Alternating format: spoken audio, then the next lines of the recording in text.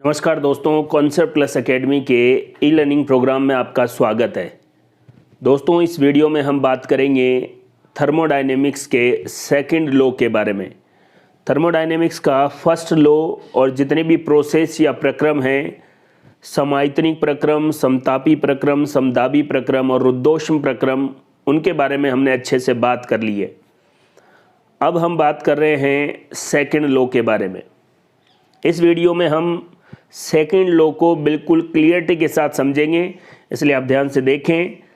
एक बात आप समझ लें कि ऊष्मागतिकी का फर्स्ट लॉ क्या कहता है। यहाँ पर मैं आपको बता रहा हूँ वो सेकंड लॉ बिल्कुल सिस्टमेटिक मैंने लिखा है। कुछ बातें मैं आपको बोल रहा हूँ, उनको भी आप ध्यान से सुने और कुछ लाइनें हो उनको आप नोट कर सकते हैं।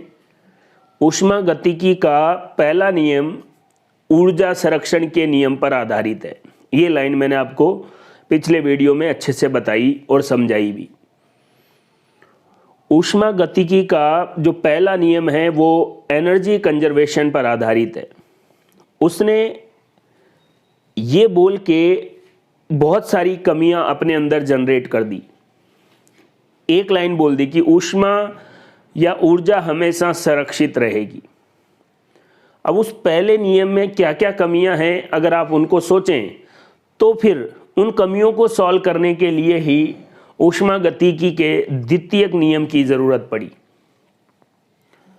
ऊष्मागतिकी का पहला नियम बिल्कुल केवल उसका एक कॉन्सेप्ट है कि ऊर्जा संरक्षित रहनी चाहिए। कोई भी प्रोसेस हो सकता है, लेकिन ऐसा नहीं है। देखिए, अगर आप नॉर्मल सोचेंगे तो ताप या ऊष्मा अधिक तापमान वाली वस्तु से निम्न तापमान वाली वस्तु की तरफ जाती है। बताइए, इसमें आपको कोई कंफ्यूजन है? जहां पर ज़्यादा तापमान है, ऊष्मा वहां से निकलकर कम तापमान की ओर जाती है। ये प्रोसेस स्वतः हो रहा है, इसमें आपको कुछ करने की ज़रूरत नहीं है। जहां पर तापमान ज़्यादा है वहां से ऊष्मा कम तापमान की ओर जाएगी। मान लो ये कोई छड़ है, इसको हम यहाँ से गर्म कर रहे हैं, यहाँ पर तापमान ज़्यादा है तो ऊष्मा यहाँ से इधर की तरफ संचरित होगी, और इस प्रोसेस को हम कह रहे हैं स्पॉन्टेनियस प्रोसेस या स्वतः प्रक्रम। बात को समझिए। सेकंड नियम और फर्स्ट नियम दोनों आसान है, बस आप उनको नॉर्मल लाइफ से और चीज़ों को बिल्कुल क्लियरिटी से समझेंगे तो। किताबी या थर्मोडायनेमिक्स या किताब में कैसे लिखा है उस चक्कर में जाएंगे तो फिर आपको केवल इनके स्टेटमेंट ही याद रहेंगे, आप क्वेश्चन सॉल्व नहीं कर पाएंगे। तो एक बार फिर कह रहा हूँ, ऊष्मागतिकी का पहला नियम क्या कहता है कि ऊर्जा संरक्षित रहनी चाहिए।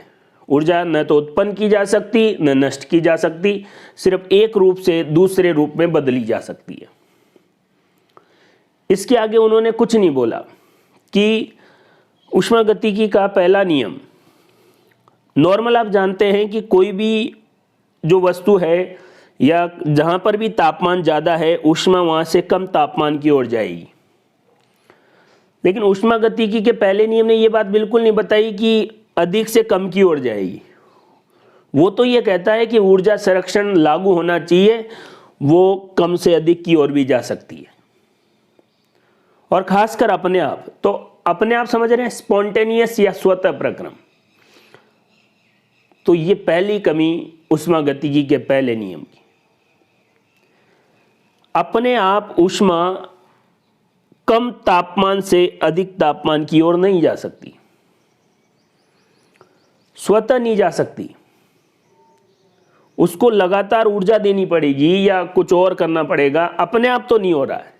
अपने आप तो एक ही काम हो रहा है, उच्च ताप से निम्न ताप की ओर, और इसे ही कह रहे हैं स्वतः प्रक्रम। तो स्वतः प्रक्रम क्या हुआ? अपने आप ऊष्मा उच्च ताप से निम्न ताप की ओर चली जाएगी, आपको कुछ करने की जरूरत नहीं है। पहली लाइन देखिए, केल्सियस का कथन है, एक वैज्ञानिक है केल्सियस, जिन्होंने बताया कि किसी भी स्वतः चालित मशीन स्पॉन्टेनियस स्वतः चलने वाली के लिए ऊष्मा अपने आप निम्न ताप की वस्तु से उच्च ताप की वस्तु में प्रवाहित नहीं हो सकती। पहले नियम ने इस बारे में कुछ नहीं बोला, उसने तो बोला हो सकती है अगर ऊर्जा संरक्षण नियम लागू हो, ये उसकी पहली कमी रही। तो ऊष्मागतिकी का दूसरा नियम, पहला स्टेटमेंट क्या कह रहा है, कोई भी स्पॉन्टेनियस प्रोसेस, स्वतः प्रक्रम में निम्न ताप की वस्तु से ऊष्मा उच्च ताप की वस्तु में नहीं जा सकती। स्वतः तो उच्च ताप से निम्न ताप की ओर ही जा सकती है। बिल्कुल नॉर्मल सी बात है। ऊष्मागतिकी का द्वितीय नियम, नाम से डरे तो डरे, वरना आप भी जानते हैं कि किसी वस्तु में जो ऊष्मा है उच्च ताप से निम्न की ओर जाएगी, अपने आप निम्न से उच्च नहीं आ सकती। ये पहली लाइन हो गई। और ऊष्मागतिकी का दूसरा नियम हो गया कि स्वतः प्रक्रम में ऊष्मा निम्न ताप से उच्च ताप की ओर नहीं आ सकती। यही लाइन लिखी हुई है। देखिए यहां एक और बात मैंने आपको बताई है, नेचुरल स्पॉन्टेनियस प्रोसेस, नेचुरल स्वतः प्रक्रम, ध्यान से देखना, इररिवर्सिबल होते हैं, अनुत्क्रमणीय होते हैं। नेचुरल स्पॉन्टेनियस प्रोसेस क्या है, जैसे अपने आप होने वाला प्रक्रम। मैं एक ही उदाहरण बार बार इसलिए ले रहा हूं ताकि आपको चीज अच्छे से समझ में आए। ऊष्मा उच्च ताप से निम्न ताप की ओर जाती है, ये नेचुरल स्पॉन्टेनियस प्रोसेस है। ये इररिवर्सिबल है। उच्च ताप से निम्न की ओर जाना आसान है, लेकिन निम्न से उच्च की तरफ नहीं आ सकती। ये दोनों बातें एक ही है। प्राकृतिक या सामान्य स्वतः प्रक्रम अनुत्क्रमणीय होते हैं। दूसरी लाइन देखिए, केल्विन और प्लांक ने ऊष्मागतिकी के दूसरे नियम में एक और स्टेटमेंट दिया, किसी भी प्रक्रम के लिए यह असंभव है कि स्रोत से ली गई संपूर्ण ऊष्मा को कार्य में परिवर्तित कर दे। आराम से बिल्कुल सिस्टमेटिक मैंने चीजों को लिखा है, केवल एक उदाहरण देके आपको बता रहा हूं। चीजों को समझने की कोशिश करें, डरने की कोई वजह नहीं है। एक सिंपल बात को किताब में इस तरीके से दिखाया गया है कि आपको लगे कि यार थर्मोडायनेमिक्स तो समझ में आ ही नहीं सकती, लेकिन ऐसा कुछ नहीं है। इस लाइन को देखो, ये लाइन कहना चाह रही है कि आज दिन तक ऐसी कोई मशीन नहीं बनी जिसकी एफिशिएंसी 100% हो।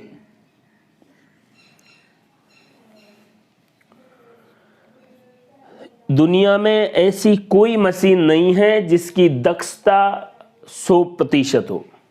यह दूसरा नियम क्या कह रहा है, देखें।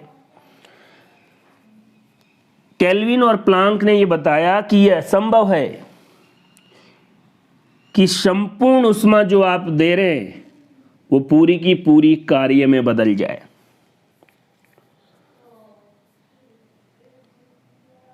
अगर जो ऊष्मा अपने प्रोसेस को या प्रक्रम को दी थी वो कार्य में बदल जाए तो 100% एफिशिएंस हो गया।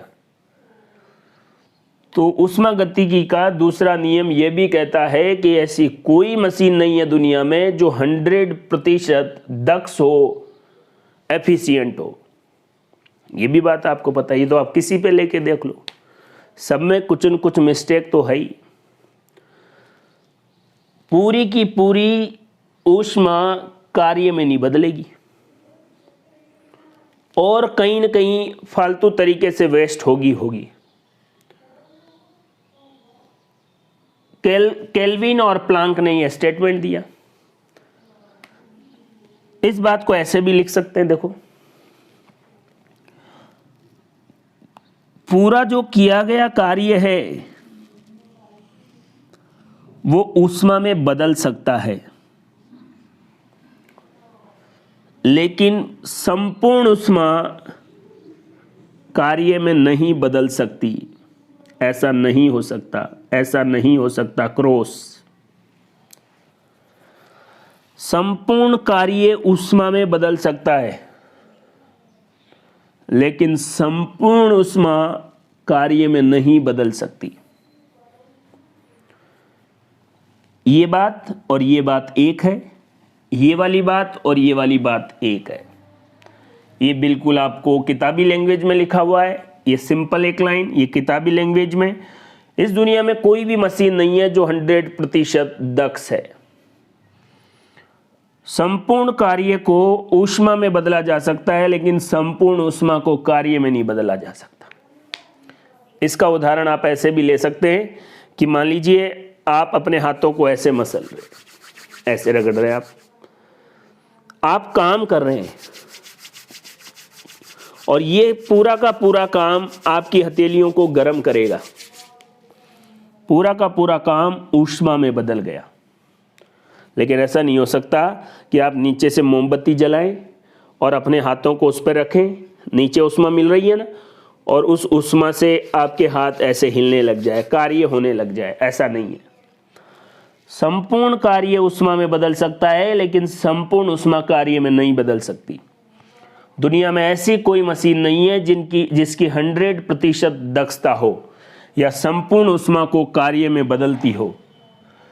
जितने भी स्वतः प्रोसेस होते हैं वो इरिवर्सिबल होते हैं। जैसे स्वतः प्रक्रम उच्च ताप से निम्न ताप की ओर ऊष्मा जाती है, लेकिन ऐसी कोई स्वचालित मशीन नहीं है जो निम्न ताप से उच्च ताप की ओर ऊष्मा को प्रवाहित कर दे। ये केल्सियस कथन और केल्विन और प्लांक का कथन। बार बार मैं एक शब्द इस्तेमाल कर रहा हूं, स्वतः प्रक्रम, स्पॉन्टेनियस प्रोसेस, इसको भी समझना जरूरी है। स्पॉन्टेनियस प्रोसेस या दूसरा है नॉन स्पॉन्टेनियस प्रोसेस, अस्वतः प्रक्रम। स्पॉन्टेनियस प्रोसेस को मैंने बिल्कुल शॉर्ट में यहां बताया, इटसेल्फ, जो अपने आप होते हैं। फिर वही एग्जाम्पल, ऊष्मा अधिक ताप से कम ताप की ओर जाती है, ये अपने आप हो रहा है। इनिशिएशन, थोड़ा बहुत इसको इनिशिएट करने की जरूरत है, प्रेरित करने की जरूरत है। और गिवन कंडीशन, कुछ विशेष कंडीशन में ही परिस्थितियां भी दी हुई होनी चाहिए। स्वतः प्रक्रम कब होगा? अपने आप होगा। कुछ थोड़ा सा इनिशिएशन की जरूरत है, शुरुआत की, और कोई पर्टिकुलर गिवन कंडीशन में ही होगा।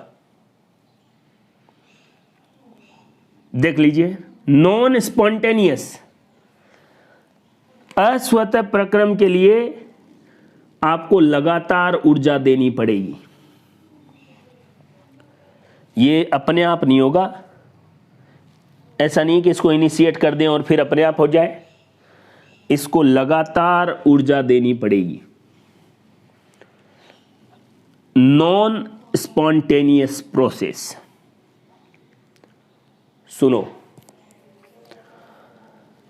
स्पॉन्टेनियस प्रोसेस क्या है? आपको सुबह उठना है, लेट उठना है, खूब मजे करो, खेलो, मर्जी है जो काम करो, सारे दिन मोबाइल चलाओ, पढ़ना नहीं है। इसके लिए आपको कुछ भी मोटिवेशन की या इनिशिएशन की जरूरत नहीं है। अपने आप हो रहा है, इटसेल्फ हो रहा है। और गिवन कंडीशन में, घर पे जो भी कंडीशन आपको दे रखी है, स्कूल में, कॉलेज में, सब जगह अपने आप हो रहा है। लेकिन इसका उल्टा अगर आपको बोला जाए पढ़ाई करने के लिए, तो ये अपने आप नहीं होता। ये नॉन स्पॉन्टेनियस प्रक्रम है, जिसके लिए आपको लगातार ऊर्जा देनी पड़ेगी। टीचर्स आपको लगातार ऊर्जा दे रहे हैं, कभी कभी घर वाले आपके कान पे मार के आपको लगातार ऊर्जा दे रहे हैं, पड़ोसी लोग आपको जलील करके लगातार ऊर्जा दे रहे हैं, तभी आप नॉन स्पॉन्टेनियस प्रोसेस कर पा रहे हैं। स्पॉन्टेनियस प्रोसेस अपने आप होते हैं, इनिशिएशन की थोड़ी बहुत जरूरत हो सकती है और कुछ पर्टिकुलर कंडीशन में। नॉन स्पॉन्टेनियस प्रोसेस को लगातार ऊर्जा देनी पड़ेगी। ये ऊष्मा गतिकी के द्वितीयक नियम के स्टेटमेंट्स है। ये देखिए, अब ऊष्मा गतिकी का दूसरा नियम ये भी बताता है कि जब समझ रहे हैं तब तो ठीक है कि ऊष्मा अधिक ताप से कम ताप की ओर जाती है, कम ताप से उच्च ताप की ओर नहीं जाती। लेकिन हम पता कैसे करें कि कौन सा प्रक्रम स्पॉन्टेनियस है, स्वतः हो जाता है, और कौन सा प्रक्रम अस्वतः है, नॉन स्पॉन्टेनियस है? तो कौन सा प्रोसेस स्पॉन्टेनियस है और कौन सा नॉन स्पॉन्टेनियस है, इसका पता सेकंड लॉ ऑफ थर्मोडायनेमिक्स से लग सकता है। एग्जाम में क्वेश्चन यहां से ही पूछे जाते हैं। इस पार्ट को तो आप 3 लाइनों में समेट सकते हो कि निम्न ताप से उच्च ताप की ओर ऊष्मा प्रवाहित नहीं हो सकती अपने आप। कोई भी स्वतः प्रक्रम होगा वो इरिवर्सिबल होता है, अनुत्क्रमणीय होता है अपने आप तो, और स्वतः ही है। केल्विन और प्लांक का कथन यह है कि 100% दक्षता वाली कोई मशीन नहीं है, संपूर्ण ऊष्मा को कार्य में नहीं बदला जा सकता। संपूर्ण कार्य को ऊष्मा में बदला जा सकता है, लेकिन संपूर्ण ऊष्मा को कार्य में नहीं बदला जा सकता। स्वतः प्रक्रम अपने आप होते हैं, थोड़ा इनिशिएशन कर सकते हैं और कुछ पर्टिकुलर कंडीशन में। नॉन स्पॉन्टेनियस या अस्वतः प्रक्रम को लगातार ऊर्जा देनी पड़ेगी। अब हमें कैसे पता लगे कि कौन सा प्रक्रम स्वतः है और कौन सा अस्वतः है, कौन सा स्पॉन्टेनियस है, कौन सा नॉन स्पॉन्टेनियस है? इसके लिए किसका इस्तेमाल करेंगे? सेकंड लॉ ऑफ थर्मोडायनेमिक्स का। और इसमें भी 3 चीजें हैं। एक है डेल्टा एच, ध्यान से देखना इनको, जिसको कहते हैं एंथैल्पी में परिवर्तन। एक है डेल्टा एस, जिसको कहते हैं एंट्रोपी में परिवर्तन। और एक है डेल्टा जी, जिसको कहते हैं गिब्स मुक्त ऊर्जा। अगर आपको ये 3 चीजें समझ में आ गई तो किसी भी प्रोसेस के बारे में आप ये बता सकते हैं कि वो स्पॉन्टेनियस है या नॉन स्पॉन्टेनियस है। अब तक आप थर्मोडायनेमिक्स पढ़ते हुए आए होंगे, इनको देख के आपका दिमाग खराब होता होगा, लेकिन इस वीडियो के बाद आपकी सोच बिल्कुल चेंज हो जाएगी। किताबों में 11th 12th या अब तक आपको डरा डरा के डेल्टा एच, डेल्टा एस और डेल्टा जी जिस तरीके से पढ़ाया गया है, आज आपको पता लगेगा कि यार बिल्कुल सिंपल बातें थी जिसको केवल किताबी ज्ञान बना के इतने दिनों तक लोग डराते रहे। तो सबसे पहले मैं बात कर रहा हूं डेल्टा एच के बारे में, जिसको कह सकते हैं एंथैल्पी में परिवर्तन। ध्यान से देखिए, आप डेल्टा एच अगर आप पता कर लें तो इससे भी पता लग सकता है कि कोई प्रोसेस स्पॉन्टेनियस है, स्वतः है या अस्वतः है, नॉन स्पॉन्टेनियस है। अब डेल्टा एच कैसे पता लगेगा, इसके बारे में सीधी बात आप एक याद रख लें, डेल्टा एच ऋणात्मक है, इसका मतलब वो रिएक्शन एक्सोथर्मिक है, और एक्सोथर्मिक का मतलब है ऊष्माक्षेपी। अगर कोई रिएक्शन ऊष्माक्षेपी है, जिसमें से ऊष्मा बाहर निकल रही है, तो उसके लिए डेल्टा एच नेगेटिव होगा, और जिसके लिए भी डेल्टा एच नेगेटिव होगा वो प्रोसेस स्वतः होगा। ध्यान से देखिए, अगर आपसे एग्जाम में पूछा जाए कि एंथैल्पी के आधार पर कोई प्रक्रम स्वतः होगा यदि उसके लिए डेल्टा एच क्या हो, नेगेटिव हो। इसको ऐसे भी समझ सकते हैं कि आपके पास ए कोई अभिकारक है, वो बी में बदला, तो ये स्थायी या स्टेबल तभी होगा जब एनर्जी रिलीज हो।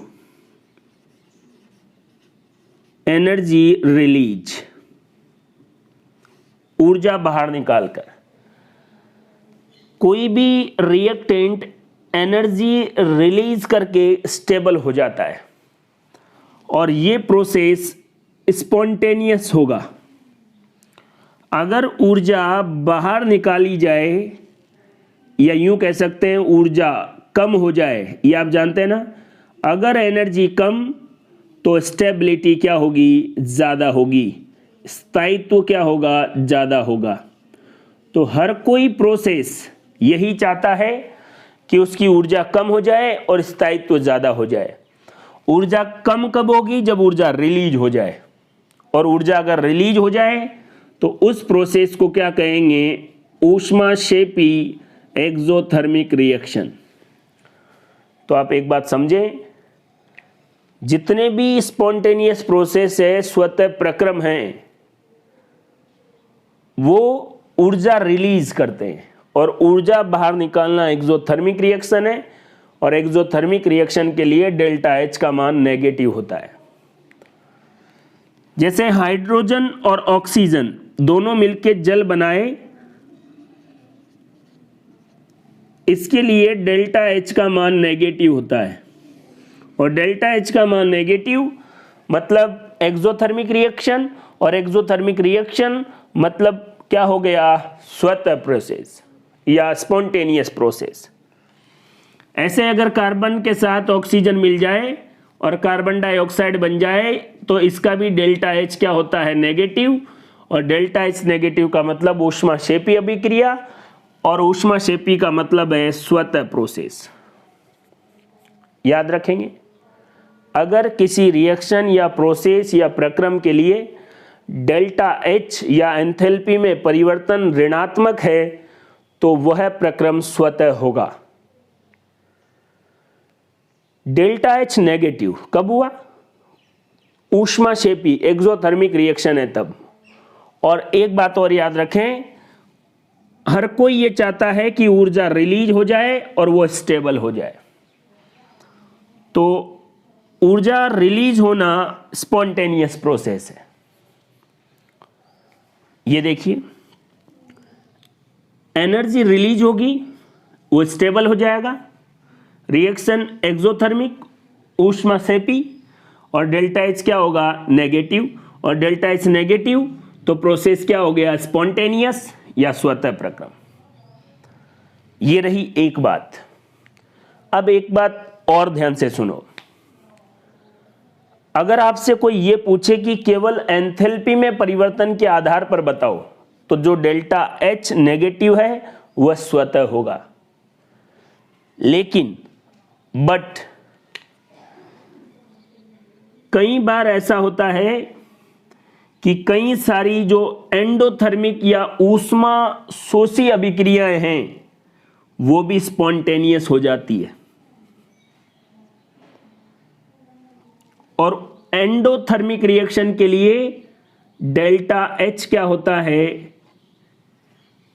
पॉजिटिव होता है। अब ये बट है, अपवाद है। नॉर्मल तो आपको ये याद रखना है कि डेल्टा एच अगर नेगेटिव है तो स्पॉन्टेनियस, और इसके अलावा डेल्टा एच पॉजिटिव है तो वह नॉन स्पॉन्टेनियस होगा। लेकिन कुछ रिएक्शन ऐसी है जिनका डेल्टा एच पॉजिटिव है फिर भी वह स्वतः होती है। जैसे देखिए, आपने बर्फ को बाहर रखा, अपने आप थोड़ी देर में पानी बन जाता है, आपको कुछ करने की ज़रूरत नहीं है। और आप इतना तो जानते हैं, सब कुछ मैंने आपको पढ़ा रखा है कि बर्फ से अगर पानी में बदलना है तो वो कुछ ऊष्मा क्या करेगा? अवशोषित करेगा,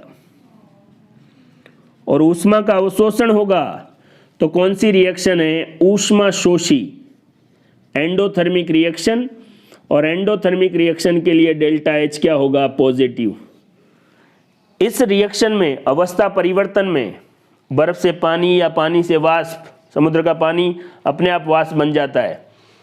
इन दोनों रिएक्शन में ऊष्मा शोषी अभिक्रिया है, डेल्टा एच पॉजिटिव है, फिर भी स्पॉन्टेनियस है, स्वतः हो जाती है।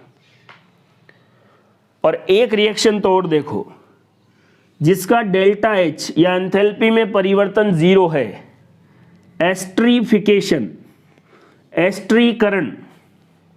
और एस्ट्रीकरण क्या होता है? यहां देखिए, आपके पास एसिटिक अम्ल होगा, और एसिटिक अम्ल किसके साथ जुड़ जाएगा? एल्कोहल के साथ। केमिस्ट्री में अपन पढ़ेंगे, ये दोनों मिलकर किसका निर्माण कर दें? एस्टर का। एसिटिक अम्ल और एल्कोहल मिलकर एस्टर का निर्माण कर दें। यह अभिक्रिया एस्टरीकरण या एस्टर का निर्माण या एस्ट्रीफिकेशन कहलाती है, और इसके लिए डेल्टा एच एंथैल्पी में परिवर्तन जीरो होता है, फिर भी ये रिएक्शन स्पॉन्टेनियस या स्वतः प्रक्रम है। अब सुनो, आपको भी लग रहा होगा कि सर सारे स्पॉन्टेनियस है तो याद कैसे रखें। सुनो, डेल्टा एच नेगेटिव, दो चीजें तो आप याद रख लें। डेल्टा एच नेगेटिव अभिक्रिया ऊष्माक्षेपी, डेल्टा एच पॉजिटिव अभिक्रिया ऊष्माशोषी। उल्टा पूछ लें, अगर कोई रिएक्शन ऊष्माक्षेपी है, एक्सोथर्मिक है, तो उसके लिए एंथैल्पी में परिवर्तन नेगेटिव। अगर कोई रिएक्शन ऊष्माशोषी है, एंडोथर्मिक है, उसके लिए डेल्टा एच या एंथैल्पी में परिवर्तन पॉजिटिव होगा। इसमें कोई भी अपवाद नहीं है। लेकिन जिन अभिक्रियाओं का डेल्टा एच नेगेटिव है वो क्या होंगी, स्पॉन्टेनियस होंगी। ये बात भी सही है, लेकिन ज़रूरी नहीं है कि डेल्टा एच वाली नेगेटिव वाली ही अपने आप होती है। कुछ रिएक्शन ऐसी भी है जिनका डेल्टा एच पॉजिटिव है तो भी अपने आप होती है, और कुछ रिएक्शन ऐसी है जिनका डेल्टा एच 0 है तब भी अपने आप होती है, जैसे एस्टरीकरण।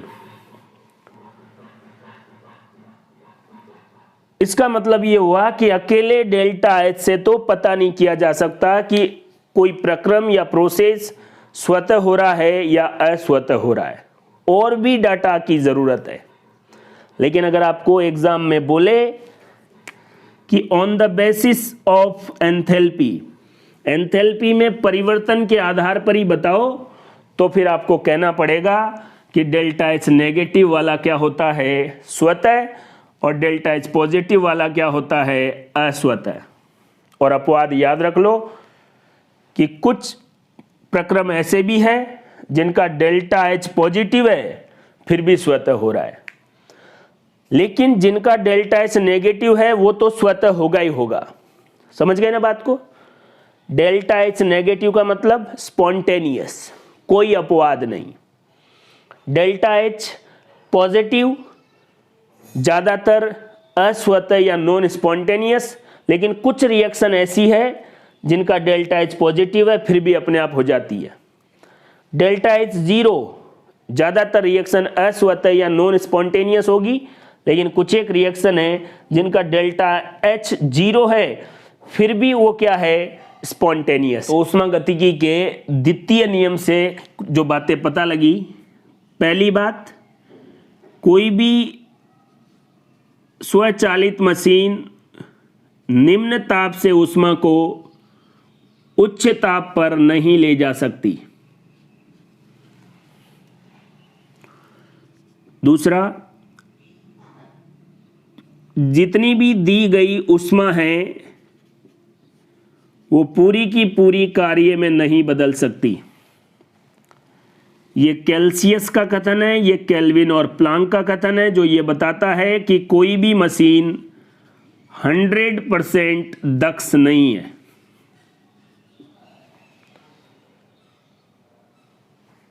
इसके बाद दो प्रोसेस स्वतः और अस्वतः, स्पॉन्टेनियस और नॉन स्पॉन्टेनियस। इससे एक बात पता लगे कि जो स्वतः प्रक्रम है वो क्या होते हैं, इररिवर्सिबल होते हैं, रिवर्सिबल। स्वतः प्रक्रम अनुत्क्रमणीय होते हैं, वो वापस नहीं हो सकते। अब कौन स्वतः है और कौन अस्वतः है ये देखिए।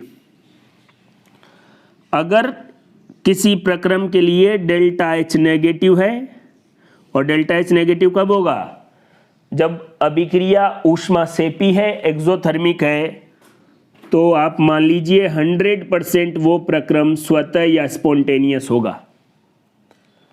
लेकिन अगर किसी रिएक्शन के लिए डेल्टा एच पॉजिटिव है तो वो प्रक्रम क्या होगा, अस्वतः या नॉन स्पॉन्टेनियस होगा। लेकिन इसका अपवाद है, कुछ रिएक्शन ऐसी भी है जिनका डेल्टा एच पॉजिटिव है फिर भी वो स्पॉन्टेनियस है, और उसका एग्जाम्पल ये रहा, बर्फ से पानी और पानी से वाष्प बनना। ये एंडोथर्मिक रिएक्शन है फिर भी स्वतः हो जाती है। डेल्टा एच 0 है, तब भी प्रक्रम क्या होगा, अस्वतः होगा, नॉन स्पॉन्टेनियस होगा।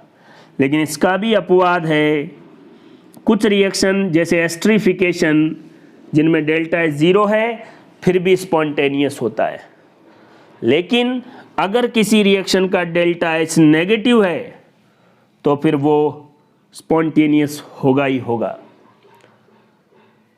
इसलिए सेकंड लॉ 3 चीज़ों के बारे में बोलेगा। अभी अपन ने केवल एंथैल्पी में परिवर्तन पढ़ा है और डेल्टा एच के मान के आधार पर कौन स्पॉन्टेनियस है और कौन नॉन स्पॉन्टेनियस है इसका पता किया है। लेकिन यहाँ से एक बात और पता लग गई कि अकेले डेल्टा एच की बस की बात नहीं है कि वो समझा दे कि कौन प्रक्रम स्वतः है कौन अस्वतः है। अभी अपने को इन दोनों की भी जरूरत पड़ने वाली है। हाँ, डेल्टा एच से आप इतना याद रखें कि नेगेटिव तो आप कह दें स्वतः, पॉजिटिव तो आप कह दें अस्वतः, लेकिन कुछ कुछ में स्वतः भी हो सकता है। उदाहरण वो रहे डेल्टा एच 0 अस्वतः होगा, लेकिन कुछ एक ऐसे हैं जिनमें स्पॉन्टेनियस भी हो सकता है। एंथैल्पी में परिवर्तन के बाद हम बात करते हैं एंट्रोपी के बारे में। दोस्तों, एंट्रोपी क्या है? अव्यवस्था है। बिल्कुल सिंपल तरीके से आप देखिए, जितना ज़्यादा इस चीज़ में परेशान होंगे उतना ही ये आपके क्वेश्चन को ख़राब कर देगी। एंट्रोपी, अव्यवस्था। अब आप बिल्कुल नॉर्मल सोचो, ठोस, द्रव और गैस। ठोस में कण पास पास होते हैं, इसका मतलब कणों में अव्यवस्था कम होती है। ठोस की एंट्रोपी क्या होगी? कम। ठोस से अगर कोई चीज़ द्रव में बदल रही है तो द्रव में कण थोड़े दूर दूर होते हैं और वो गति कर सकते हैं, तो द्रव की एंट्रोपी थोड़ी ज़्यादा। और गैस में कण और दूर दूर होते हैं तो उसकी एंट्रोपी और ज़्यादा। मतलब ठोस, द्रव और गैस में हम बात करें कंपैरेटिवली, तुलनात्मक रूप से, तो गैस की एंट्रोपी सबसे ज़्यादा, उससे कम द्रव की, और सबसे कम एंट्रोपी क्या होगी? ठोस की होगी। अब क्या होगा कि एंट्रोपी का मतलब है रैंडमनेस या अव्यवस्था या डिसऑर्गेनाइजेशन, मतलब चीज़ें अव्यवस्थित तरीके से हो, इसको ही क्या कहेंगे? एंट्रोपी कहेंगे। तो एंट्रोपी का मतलब है रैंडमनेस या अव्यवस्था का मापन, या इसको डिसऑर्गेनाइजेशन भी कह सकते हैं। अगर रैंडमनेस बढ़ रही है तो प्रोसेस स्वतः या स्पॉन्टेनियस होगा। इस बात को देखिए, बर्फ ठोस है, वो पानी में बदल गया, ये स्पॉन्टेनियस या स्वतः प्रक्रम है। बर्फ को आप बाहर रखेंगे वो पानी में बदल जाएगा अपने आप। बर्फ ठोस है, द्रव पानी है। अब ठोस से द्रव में बदल रहा है तो उसकी अव्यवस्था बढ़ रही है, एंट्रोपी बढ़ रही है। और अगर एंट्रोपी या रैंडमनेस बढ़ रही हो तो वो वाला प्रोसेस स्पॉन्टेनियस होगा, स्वतः होगा। जैसे मिक्सिंग ऑफ गैसेस, गैसों का सम्मिश्रण या मिश्रित होना। मान लीजिए आपके पास ये एक कंपार्टमेंट है और ये दूसरा कंपार्टमेंट है। इसमें दोनों में अलग अलग गैसें हैं। यहाँ पर कोई वाल्व लगा हुआ है, आपने जैसे ये वाल्व खोला, ये दोनों गैस आपस में मिश्रित हो गई। पहले इसकी जो एंट्रोपी थी, मिश्रण के बाद एंट्रोपी क्या हो गई? ज़्यादा। कहने का मतलब यह है कि अगर कोई प्रोसेस स्वतः हो रहा है, इसका मतलब उसकी एंट्रोपी बढ़ रही है। दो एग्जाम्पल हो गए, बर्फ से पानी में कब बदलना और गैसों का मिश्रित होना। लेकिन एक बात देखिए, आप किसी की एंट्रोपी कैसे माप सकते हैं कि कितनी अव्यवस्था है? नहीं माप सकते, एंट्रोपी का मापन नहीं कर सकते, लेकिन तुलना जरूर कर सकते हैं। लेकिन एंट्रोपी में परिवर्तन जरूर माप सकते हैं। Final entropy minus initial entropy, पहले कितनी अव्यवस्था थी, अब कितनी अव्यवस्था है। बर्फ में पहले कण पास पास थे, अव्यवस्था कम थी, पानी में कण दूर दूर हो गए, अब अव्यवस्था ज़्यादा है। बाद में या फाइनल अव्यवस्था ज़्यादा है, पहले वाली कम थी, इसका मतलब डेल्टा एस का मान 0 से ज़्यादा हो गया। और डेल्टा एस का मान 0 से ज़्यादा हो गया तो वो प्रक्रम स्वतः या स्पॉन्टेनियस है। आपके एग्जाम में इस तरीके के क्वेश्चन पूछे जाएंगे। अगर एंट्रोपी का मान 0 से ज़्यादा है तो प्रोसेस स्वतः होगा, और अगर एंट्रोपी का मान या एंट्रोपी में परिवर्तन, एंट्रोपी नहीं, एंट्रोपी में परिवर्तन 0 से कम है, डेल्टा एस का मान 0 से ज़्यादा है, एंट्रोपी में परिवर्तन का मान 0 से ज़्यादा है तो स्वतः, और 0 से कम है तो अस्वतः या नॉन स्पॉन्टेनियस प्रोसेस होगा। लेकिन अगर डेल्टा एस का मान 0 है, इसका मतलब वो प्रोसेस उत्क्रमणीय है, रिवर्सिबल प्रोसेस है। इस बात को आप अच्छे से ध्यान रख लें। यदि डेल्टा एस 0 है, एंट्रोपी में परिवर्तन का मान 0 है, इसका मतलब वो प्रक्रम रिवर्सिबल या उत्क्रमणीय होगा। यहां से एंट्रोपी क्या है? अव्यवस्था। अगर एंट्रोपी बढ़ रही है तो वो प्रोसेस स्पॉन्टेनियस है, स्वतः है। एंट्रोपी का मापन नहीं हो सकता, लेकिन एंट्रोपी में परिवर्तन का मापन हो सकता है। एंट्रोपी में परिवर्तन 0 से ज़्यादा है तो प्रक्रम स्पॉन्टेनियस या स्वतः होगा, और 0 से कम है तो अस्वतः या नॉन स्पॉन्टेनियस होगा। और अगर एंट्रोपी में परिवर्तन 0 है तो वह प्रक्रम उत्क्रमणीय या रिवर्सिबल होगा। अब आपने एक बेसिक चीज़ सुनी होगी, निकाय 2 प्रकार के होते हैं, एक ओपन या खुला निकाय और दूसरा क्लोज्ड या बंद निकाय। इसको नॉन आइसोलेटेड और इसको आइसोलेटेड कहते हैं। आपने ये भी सुना होगा कि क्लोज्ड या आइसोलेटेड में जो तंत्र है, जो सिस्टम है, वो बाहर से न तो ऊष्मा लेता है न देता है, या न ही द्रव्यमान लेता या देता है। खुले में ऊष्मा का आदान प्रदान होता है। आइसोलेटेड ना ऊष्मा लेगा ना देगा, लेकिन खुला हुआ या नॉन आइसोलेटेड वातावरण से ऊष्मा का लेन देन करता है। तो 2 प्रकार का सिस्टम। आइसोलेटेड में वो सिस्टम बाहर से न ऊष्मा लेगा न देगा, और नॉन आइसोलेटेड या खुले में वो बाहर से ऊष्मा लेना और देना दोनों करेगा।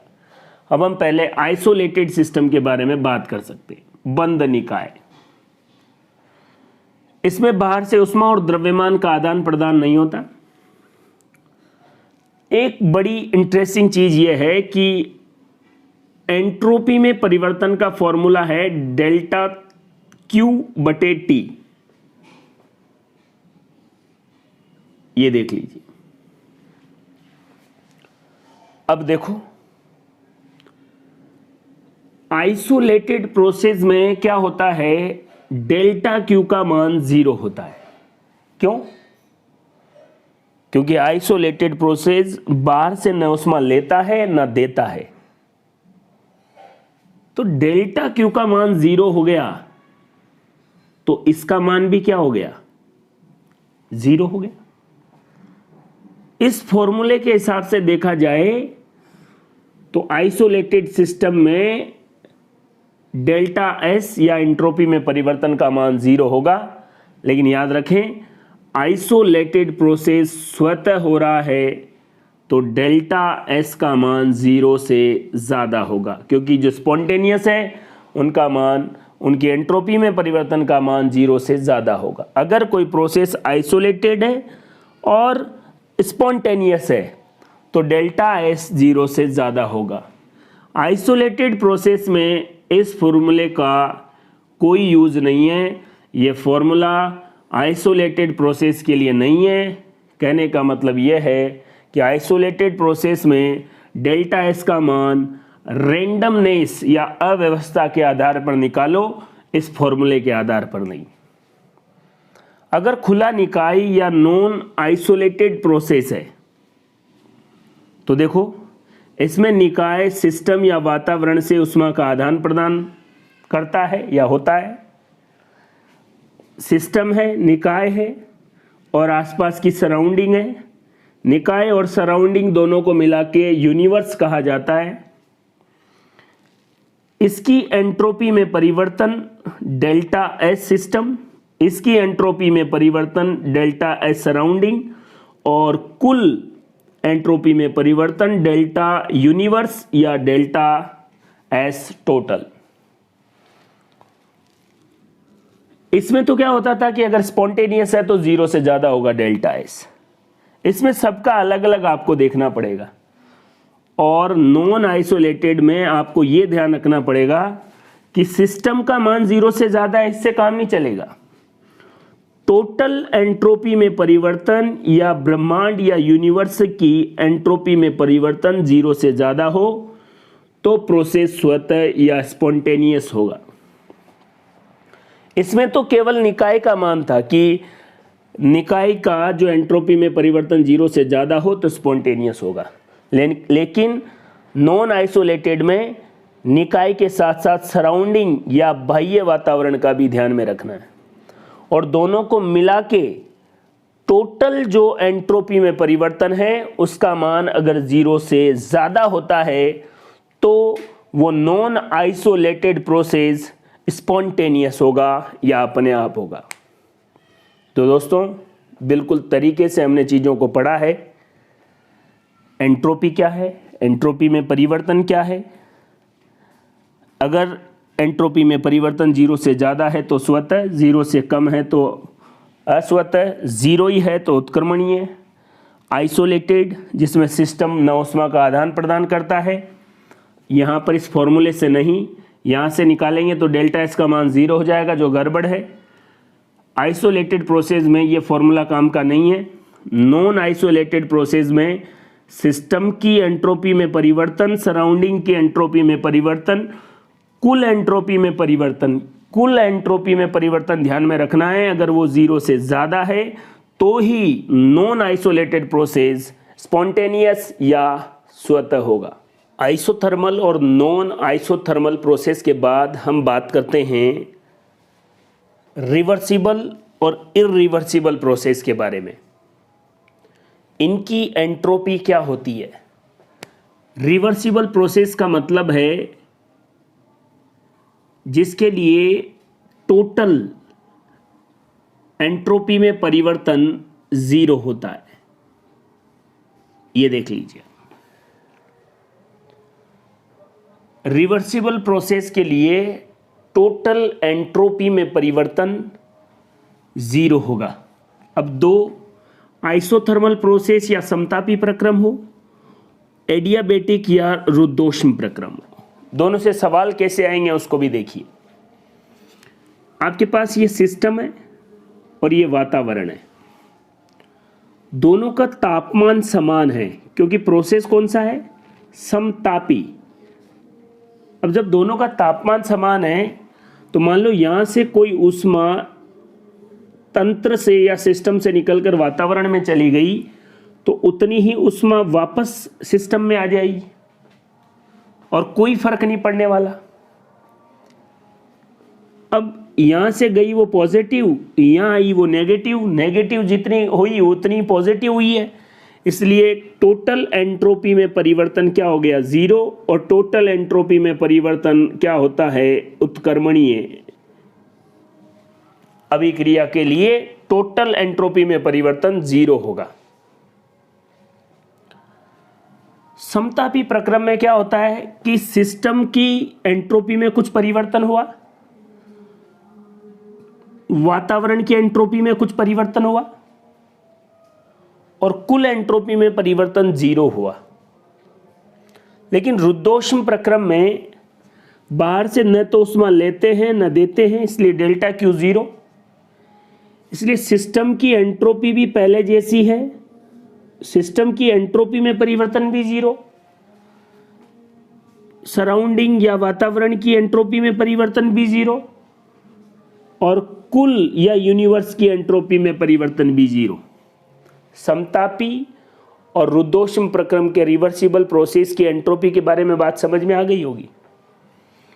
सिस्टम की एंट्रोपी में कुछ परिवर्तन होगा, 0 नहीं है, वातावरण की एंट्रोपी में कुछ परिवर्तन होगा, ये प्लस में होगा, ये माइनस में होगा, इसलिए टोटल क्या हो गया 0।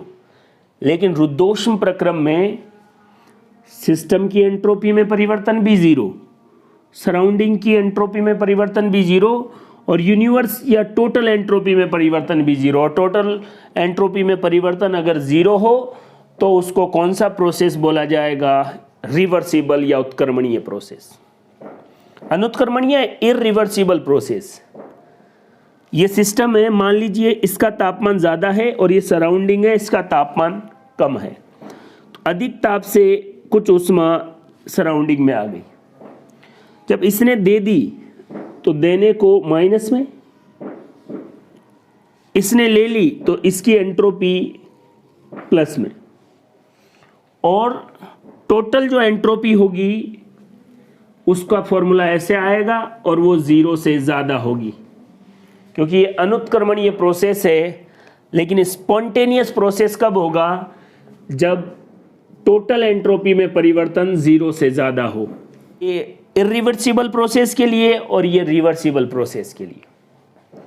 उत्क्रमणीय प्रक्रम में एंट्रोपी में परिवर्तन 0 और अनुत्क्रमणीय प्रक्रम तो या स्पॉन्टेनियस प्रक्रम तो होते ही अनुत्क्रमणीय है, तो उसके लिए एंट्रोपी में, कुल एंट्रोपी में परिवर्तन 0 से ज़्यादा।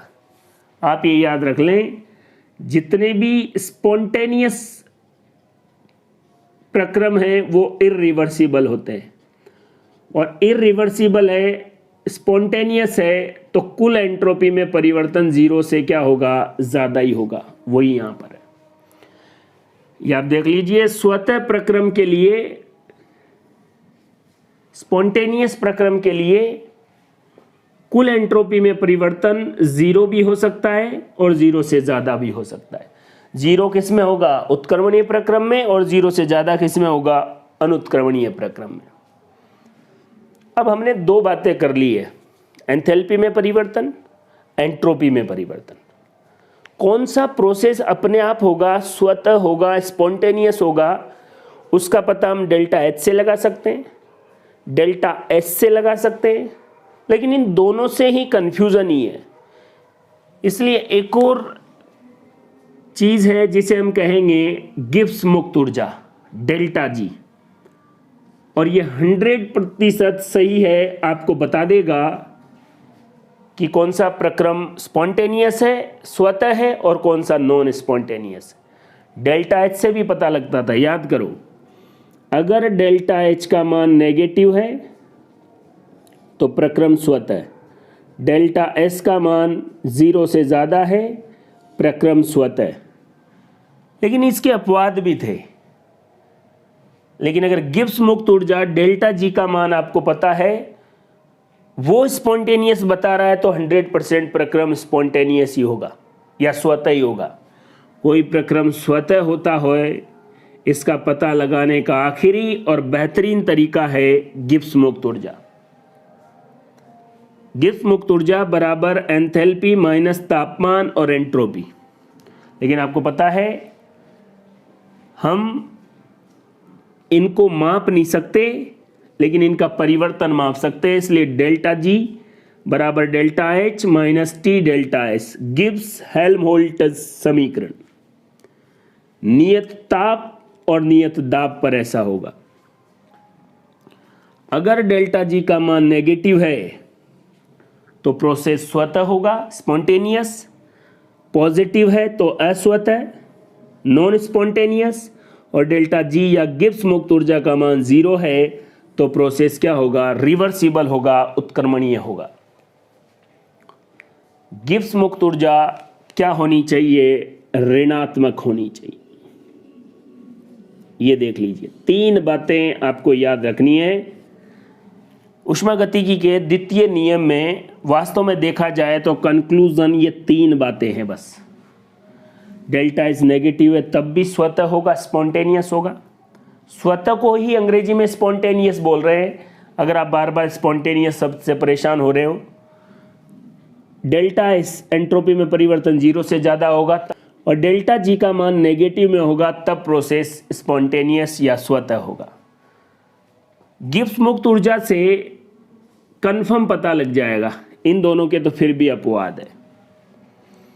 तो आपको समझ में आ गया होगा डेल्टा H, डेल्टा S और डेल्टा G से किस प्रकार पता करेंगे कि प्रक्रम स्पॉन्टेनियस या स्वतः है या नहीं है। तो दोस्तों, ऊष्मागतिकी के द्वितीयक नियम में अगर आपने पूरे वीडियो को बड़े अच्छे से अभी देखा है तो एक चीज़ आप ध्यान रखें, हम बात कर रहे हैं वास्तव में ये चेक करने के लिए कि कौन सी रिएक्शन, कौन सा प्रोसेस अपने आप हो रहा है, स्वतः हो रहा है, स्पॉन्टेनियस हो रहा है या कौन सा नहीं हो रहा है। इसके लिए हमने 3 चीज़ें पढ़ी। पहला है एंथैल्पी में परिवर्तन डेल्टा H, दूसरा है एंट्रोपी में परिवर्तन डेल्टा S और तीसरा है गिब्स मुक्त ऊर्जा डेल्टा G। इन तीनों के मान सीधे भी पूछे जा सकते हैं। डेल्टा H नेगेटिव हो तब अपने आप होगा प्रोसेस, एंट्रोपी में परिवर्तन धनात्मक हो तब अपने आप होगा, और डेल्टा G का मान नेगेटिव में हो तब अपने आप होगा। अभी हमने गिब्स मुक्त ऊर्जा की बात की थी, तो डेल्टा G ये कंफर्म है, ये 100% सही है। अगर किसी रिएक्शन के लिए डेल्टा G का मान नेगेटिव आ गया तो वो रिएक्शन स्पॉन्टेनियस है, अपने आप हो रही है, स्वतः हो रही है। इन दोनों में अगर अकेले आपसे पूछे कि डेल्टा H केवल एंथैल्पी के रूप में, तो नेगेटिव वाली स्पॉन्टेनियस है और एंट्रोपी में परिवर्तन धनात्मक होना चाहिए। लेकिन ये दोनों 100% सही नहीं है। आप बात को समझें। अगर किसी रिएक्शन की, या यूं कह सकते हैं अगर कोई प्रोसेस क्या है, स्पॉन्टेनियस है, स्वतः हो रहा है, तो बताइए उसकी एंथैल्पी में परिवर्तन क्या होगा। तो उसकी एंथैल्पी में परिवर्तन नेगेटिव होना चाहिए। और नेगेटिव कब होगा? जब एक्सोथर्मिक रिएक्शन होगी। एंट्रोपी में परिवर्तन पॉजिटिव होना चाहिए और गिब्स मुक्त ऊर्जा डेल्टा G का मान नेगेटिव होना चाहिए। ये तीनों बातें याद रख लें। अब अपवाद स्वरूप चीजें कुछ भी हो सकती है, लेकिन ये 100% सही है। आपसे कोई पूछे कि क्या हमेशा डेल्टा H नेगेटिव हो, पॉजिटिव वाली नहीं हो सकती अपने आप? कुछ पॉजिटिव वाली भी हो सकती है। इसलिए इन दोनों के मान को कैलकुलेट करके ये निकाला जाता है और फिर इसके अकॉर्डिंग बताया जाता है कि प्रोसेस स्वतः हो रहा है या नहीं हो रहा है। यहाँ पर केवल मैथमेटिकल सिंपल अप्रोच है, आप कंफ्यूज नहीं हो ऐसे देख के कि सर ये क्या है, क्या याद रखना पड़ेगा। बिल्कुल गणित का प्लस माइनस करना आपको आना चाहिए। आइए देखते हैं। किसी रिएक्शन के लिए डेल्टा H नेगेटिव है, रटना बिल्कुल नहीं है, एक एक चीज समझनी है और एग्जाम में क्वेश्चन कैसे आएंगे वो भी हम बात करेंगे। डेल्टा H किसी रिएक्शन के लिए, किसी प्रोसेस के लिए नेगेटिव है और याद करो अगर डेल्टा H नेगेटिव है तो वह प्रक्रम या वह रिएक्शन ऊष्मा सेपी है, एक्सोथर्मिक है, उससे ऊष्मा बाहर निकल रही है। और इसी रिएक्शन के लिए डेल्टा S एंट्रोपी में परिवर्तन धनात्मक है, मतलब रैंडमनेस बढ़ रही है। अब ये प्रोसेस स्वतः होगा या नहीं होगा देखना है। देखिए delta H negative, delta S positive, enthalpy में परिवर्तन ऋणात्मक और एंट्रोपी में परिवर्तन धनात्मक है। अब हमें चेक करना है कि रिएक्शन स्पॉन्टेनियस है, स्वतः है या नहीं है। यहां देखिए सिंपल तरीके से डेल्टा H नेगेटिव है, डेल्टा S पॉजिटिव है, तो ये रिएक्शन स्वतः होनी चाहिए। लेकिन फिर भी हम इसको किससे कंफर्म करेंगे? गिब्स मुक्त ऊर्जा से, डेल्टा G से। तो डेल्टा G का गिब्स हेल्महोल्ट्ज़ समीकरण डेल्टा G बराबर delta H minus T delta S। देखिए अब यहां पर आप देखो डेल्टा H का मान किस में? ऋणात्मक में, तो मैंने ऋणात्मक में लिख दिया। माइनस तापमान, याद रखें ये फॉर्मूला निश्चित ताप और निश्चित दाब के लिए ही है। जैसे कोई रिएक्शन हो रही है तो उसका तापमान फिक्स होगा और उस पर ऊष्मा बाहर निकल रही है और रैंडमनेस बढ़ रही है।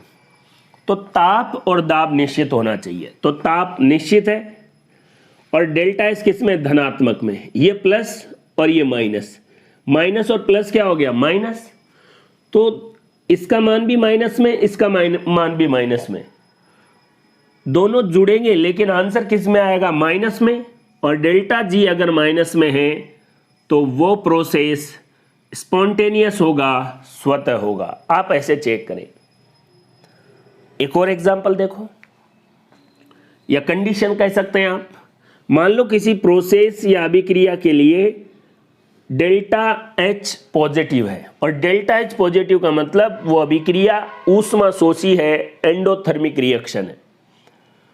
अब डेल्टा एच तो पॉजिटिव हो गया और एंट्रोपी में परिवर्तन ऋणात्मक हो गया, मतलब रैंडमनेस या अव्यवस्था कम हो रही है। इस कंडीशन में देखो, गिब्स हेल्महोल्ट्ज समीकरण मैंने आपको बताई, वही लगाई है यहां पर भी। डेल्टा एच किस में, पॉजिटिव में, ये लो, माइनस टी। डेल्टा एस किस में, नेगेटिव में। नेगेटिव और नेगेटिव क्या हो गए, पॉजिटिव, दोनों पॉजिटिव, और आंसर भी किस में आएगा, पॉजिटिव। याद रखें, अगर डेल्टा जी का मान पॉजिटिव है तो वो रिएक्शन स्पॉन्टेनियस नहीं होगी, अपने आप नहीं होगी, अस्वतः नहीं होगी। अब एग्जाम में इन कंडीशन को थोड़ा अलग तरीके से भी दिया जा सकता है कि यदि एक समीकरण या एक अभिक्रिया में ऊष्मा बाहर निकल रही है और इस अभिक्रिया के दौरान अव्यवस्था या रैंडमनेस बढ़ रही है, तो बताइए ये स्वतः होगा या नहीं होगा। जब ऊष्मा बाहर निकल रही है तो ऊष्माक्षेपी, और रैंडमनेस बढ़ रही है मतलब एंट्रोपी में परिवर्तन धनात्मक, तो प्रक्रम क्या होगा, स्वतः होगा। यदि एक रिएक्शन ऊष्मा ग्रहण कर रही है और रैंडमनेस या अव्यवस्था भी कम हो रही है, तो ये रिएक्शन नॉन स्पॉन्टेनियस या अस्वतः होगा, क्योंकि इसके लिए डेल्टा जी का मान धनात्मक आ गया। अब जब अपन ने एंथैल्पी में परिवर्तन पढ़ा था तब लिखा था कि अगर एंथैल्पी में परिवर्तन ऋणात्मक है तो अभिक्रिया या प्रोसेस स्पॉन्टेनियस या स्वतः होगा। लेकिन अवस्था परिवर्तन को देखिए, अवस्था परिवर्तन में या चेंज इन स्टेट, अवस्था परिवर्तन में जैसे बर्फ अपने आप किस में बदल जाता है, पानी में, अपने आप हो रहा है, स्पॉन्टेनियस प्रोसेस है। लेकिन याद करो, बर्फ से पानी में बदलने के लिए ऊष्मा की जरूरत है। ये रिएक्शन एंडोथर्मिक है, तो डेल्टा जी का मान, डेल्टा एच का मान क्या हो गया, पॉजिटिव। अब एक बात तो ये आनी चाहिए कि सर स्पॉन्टेनियस के लिए तो डेल्टा एच नेगेटिव होना चाहिए, लेकिन यहां पर डेल्टा एच पॉजिटिव है, फिर भी अपने आप हो रही है। कारण, इस रिएक्शन में बर्फ में कण पास पास थे, पानी में दूर दूर हुए द्रव अवस्था में, और रैंडमनेस बढ़ गई, अव्यवस्था बढ़ गई, इसलिए एंट्रोपी में परिवर्तन धनात्मक। अब ये प्लस में है, ये भी प्लस में, देखो ये प्लस में लिख दिया, और डेल्टा एस भी प्लस में, माइनस और प्लस क्या आ गया, माइनस। अब इसमें देखो, माना कि इसमें ऊष्मा का शोषण हो रहा है, अवशोषण हो रहा है, लेकिन एंट्रोपी में परिवर्तन ज्यादा हो रहा है। अगर इसका मान ज्यादा हो गया तो माइनस की वैल्यू ज्यादा हो गई और प्लस की कम, तो आंसर किस में आएगा, माइनस में, और डेल्टा जी किस में आ गया, नेगेटिव। इसका मतलब प्रोसेस स्वतः होगा। अब आपसे बोला जाएगा अवस्था परिवर्तन, बर्फ से पानी में बनना एक ऊष्मा शोषी प्रक्रम है, फिर भी यह स्वतः होता है। क्यों? क्योंकि बर्फ से पानी बनने में एंट्रोपी में परिवर्तन धनात्मक होता है, और ये एंट्रोपी में परिवर्तन एंथैल्पी में परिवर्तन से ज़्यादा होता है। इस कारण जब गिब्स मुक्त ऊर्जा निकालेंगे तो ऋणात्मक वाला भाग ज़्यादा हुआ, आंसर ऋणात्मक आ गया और प्रोसेस स्वतः हो गया। एक और देखिए, लिक्विफिकेशन ऑफ गैसेस। कुछ गैसें ऐसी है जो अपने आप लिक्विफाइड हो जाती है। अब गैस के कण पहले इधर उधर घूम रहे, अव्यवस्था ज्यादा है, द्रव में बदल गई तो अव्यवस्था कम हो गई, और अव्यवस्था कम हो गई तो डेल्टा एस का मान क्या हो गया, नेगेटिव। अब ऐसा तो नहीं होना चाहिए कि डेल्टा एस का मान नेगेटिव हो और फिर भी रिएक्शन क्या हो, स्पॉन्टेनियस हो।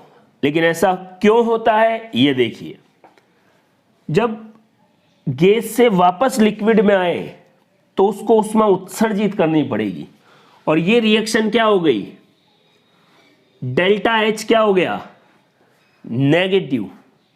और डेल्टा एच नेगेटिव हो गया, एंट्रोपी में परिवर्तन ऋणात्मक है, वो बात अलग है। लेकिन जब गिब्स मुक्त ऊर्जा निकालेंगे तो इसका मान नेगेटिव में, इसका भी नेगेटिव में, ये पॉजिटिव हो गया। अब यहां पर अगर एंट्रोपी में परिवर्तन ज्यादा हो रहा था तो इसका मान ज्यादा हो जाएगा, लेकिन यहां पर एंथैल्पी में डेल्टा एच का मान ज्यादा तो ऋणात्मक का मान ज्यादा। ये देखिए, इफ डेल्टा एच ज्यादा और डेल्टा एच कम हो तो ऋणात्मक वाला भाग ज्यादा हो जाएगा और डेल्टा जी का मान नेगेटिव। प्रोसेस क्या होगा, स्वतः। दोस्तों, कंफ्यूज होने की बिल्कुल जरूरत नहीं है, केवल सिंपल गणित है। दूसरी, आप एक चीज और देखो, अकेले आप इसके भरोसे नहीं रह सकते। हाँ, कोई आपको कहे कि स्वतः प्रक्रम होगा, अकेले ही पूछे कि केवल एंथैल्पी में परिवर्तन के आधार पर, तब आप कहो कि ऋणात्मक होगा तो स्वतः होगा। अकेले क्वेश्चन में ऐसे कहे कि केवल एंट्रोपी में परिवर्तन के आधार पर कौन सा प्रक्रम स्वतः होगा, तो आप एंट्रोपी में परिवर्तन धनात्मक हो, 0 से ज्यादा हो। अकेले ये पूछे, इसका तो कंफर्म है कि डेल्टा जी नेगेटिव आ गया तभी स्वतः होगा, इसमें कोई कंफ्यूजन नहीं है, क्लियर है, एकदम 100% सही है। अगर किसी रिएक्शन या प्रोसेस के लिए डेल्टा जी का मान नेगेटिव आ गया तो वो रिएक्शन या प्रक्रम 100% स्वतः ही होगा। अब नॉर्मल सी बात देखो, ये नेगेटिव है, ये पॉजिटिव है, ये तो सिंपल सी बात है, ऐसा होता ही है, स्वतः है। ये पॉजिटिव है, ये नेगेटिव है, ये तो दोनों ही कंडीशन गलत हो गई तो अस्वतः हो गया। ये पॉजिटिव है, हमने देखा कि नहीं हो सकता ये अपने आप, लेकिन ये पॉजिटिव है तो ये तो कह रहा है हो सकता है अपने आप, ये कह रहा है नहीं हो सकता अपने आप, ये कह रहा है हो सकता है अपने आप, और ये ज्यादा कह रहा है कि हो सकता है अपने आप, डेल्टा एच की वैल्यू ज्यादा है। तो जब ज्यादा कहने वाले हैं कि हो सकता है तो फिर प्रोसेस क्या होगा, स्वतः हो जाएगा। डेल्टा एच नेगेटिव कह रहा है हो सकता है, डेल्टा एच नेगेटिव कह रहा है नहीं हो सकता। लेकिन यदि इसका मान ज्यादा हो, अपने आप हो सकता है ये कहने वाले ज्यादा हो, डेल्टा एच का मान ज्यादा, इसका मान ज्यादा होगा तो डेल्टा जी नेगेटिव, और प्रोसेस अपने आप हो रहा है। बात समझ रहे हैं ना? अपवाद जैसा कुछ नहीं है। आपसे कोई पूछे लिक्विफिकेशन ऑफ गैस, गैसों का द्रवीकरण अपने आप होता है, जबकि इसमें अव्यवस्था की माप या एंट्रोपी में जो परिवर्तन है वो ऋणात्मक है, फिर भी अपने आप क्यों हो रहा है? तो आप बताओ कि ये जरूर ऋणात्मक है, लेकिन इस दौरान ऊष्मा बाहर निकलती है और वो ज्यादा मात्रा में है डेल्टा एस से, इसलिए ये क्या हो गया, अपने आप। दोनों का कॉम्बिनेशन है डेल्टा जी, इसलिए एक बात कंफर्म रखें, अगर आपको ये पता करना है कि स्वतः प्रक्रम कौन सा होगा तो डेल्टा जी के अकॉर्डिंग ये गिब्स हेल्महोल्ट्ज समीकरण से आप पता कर ले। यहां पर तापमान जो है वो नियत रहेगा। मैंने बहुत बार ये चीजें आपको क्लियरली बता दी। अब एग्जाम में क्वेश्चन कैसे आएंगे, 2-4 क्वेश्चन सॉल्व कर लेंगे, इससे आपका थोड़ा बहुत जो कंफ्यूजन होगा वो भी खत्म हो जाएगा।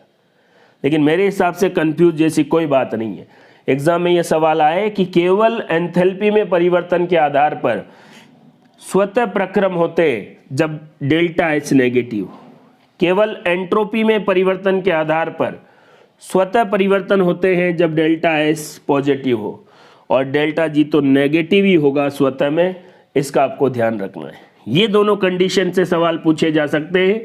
ये देखिए यहाँ पर डेल्टा जी पॉजिटिव है, फिर भी अपने आप क्यों हो रहा है? तो आप बताओ कि यहाँ पर एंट्रोपी बढ़ रही है और एंट्रोपी बढ़ने का मान ज़्यादा है डेल्टा एच से, ऋणात्मक मान ज़्यादा हो गया, इसलिए डेल्टा जी गिब्स मुक्त ऊर्जा का मान नेगेटिव में आया, इसलिए प्रोसेस स्वतः है।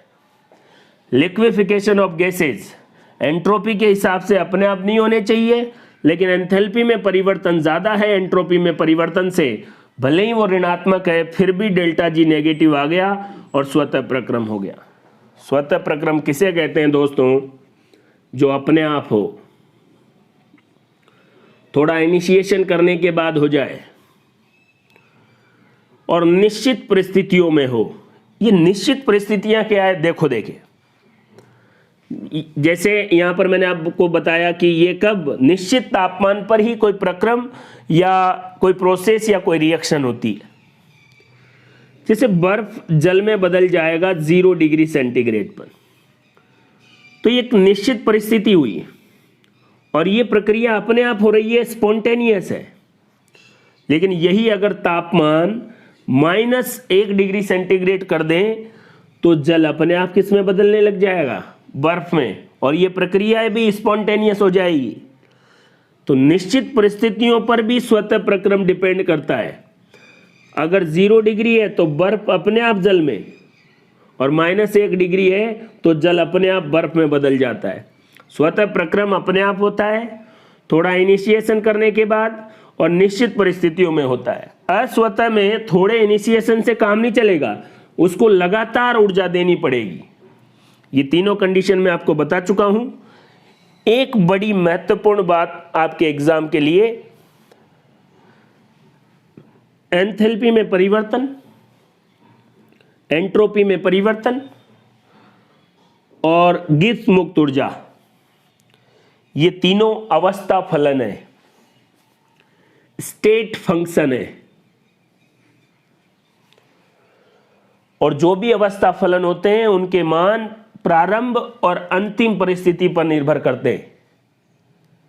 इसलिए जब भी कोई साइक्लिक प्रोसेस होगा, चक्रीय प्रक्रम होगा,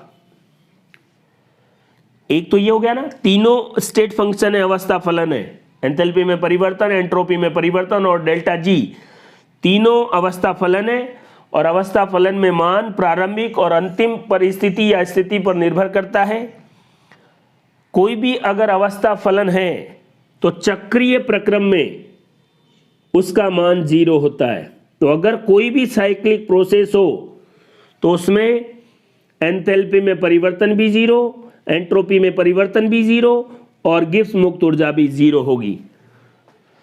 अब आपको बोला गया कि डेल्टा जी का मान 0 है, इसका मतलब वो साइक्लिक प्रोसेस है, चक्रीय प्रक्रम है। वापस वहीं आ गया, प्रारंभ में भी यहीं और अंत में भी यहीं, इसलिए डेल्टा जी 0। अब इस बात को समझ गए कि साइक्लिक प्रोसेस का मतलब है वापस घूम के वहीं आ जाए। आप ये देखो, उत्क्रमणीय का मतलब भी तो यही है, रिवर्सिबल।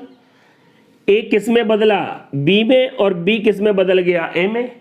वापस ए ही आपको मिल रहा है, रिवर्सिबल है। और उत्क्रमणीय प्रक्रम एक तरीके का क्या हो गया? साइक्लिक प्रोसेस ही हो गया, वहां गया और वापस आ गया। और साइक्लिक प्रोसेस में स्टेट फंक्शन जितने भी हो, अवस्था फलन जितने भी हो, उनका मान क्या होता है? 0 होता है। तो उत्क्रमणीय अभिक्रियाओं में भी डेल्टा एच, डेल्टा एस और डेल्टा जी का मान 0 होगा। इसको भी ध्यान में रखें। यदि एंथैल्पी में परिवर्तन 0 है, वो प्रक्रम रिवर्सिबल है। एंट्रोपी में परिवर्तन 0 है, रिवर्सिबल या उत्क्रमणीय है। डेल्टा जी का मान 0 है, वो प्रक्रम उत्क्रमणीय है, रिवर्सिबल है। ध्यान रखें, इस बात को, बहुत महत्वपूर्ण है। वास्तव में देखा जाए तो ये सब अवस्था फलन है। उत्क्रमणीय प्रक्रम एक प्रकार का साइक्लिक प्रक्रम है जिसमें वापस वही बन रहा है, और अवस्था फलन के मान साइक्लिक प्रोसेस या उत्क्रमणीय अभिक्रियाओं में क्या होते हैं? 0 होते हैं। इस बात को आप अच्छे से समझ लें। तो दोस्तों, ऊष्मागतिकी का द्वितीय नियम, कौन से प्रकरण स्पॉन्टेनियस है और कौन से नॉन स्पॉन्टेनियस है, कैसे पता करेंगे डेल्टा एच, डेल्टा एस और डेल्टा जी से। लास्ट बात मैं आपको और बता रहा हूं, ये तीनों अवस्था फलन है, स्टेट फंक्शन है, जिनके मान प्रारंभिक और अंतिम स्थिति पर निर्भर करते हैं। और जितने भी अवस्था फलन है चक्रीय प्रक्रम में उनका मान 0 होगा। डेल्टा एच 0 चक्रीय प्रक्रम रिवर्सिबल रिएक्शन, डेल्टा एस 0 चक्रीय प्रक्रम या रिवर्सिबल या उत्क्रमणीय अभिक्रिया, डेल्टा जी 0 उत्क्रमणीय या चक्रीय प्रक्रम। ये बात आपको ध्यान में रखनी है।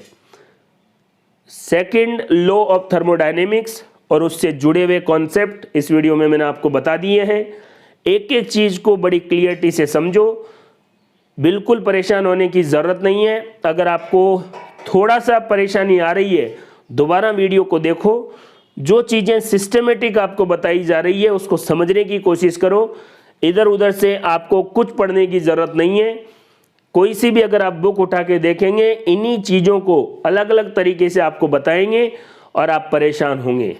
थोड़ी परेशानी इस वीडियो को दोबारा देखने में कर लो, 3 बार देखने में कर लो, फिर आपको थर्मोडायनेमिक्स में कोई भी प्रॉब्लम नहीं होगी।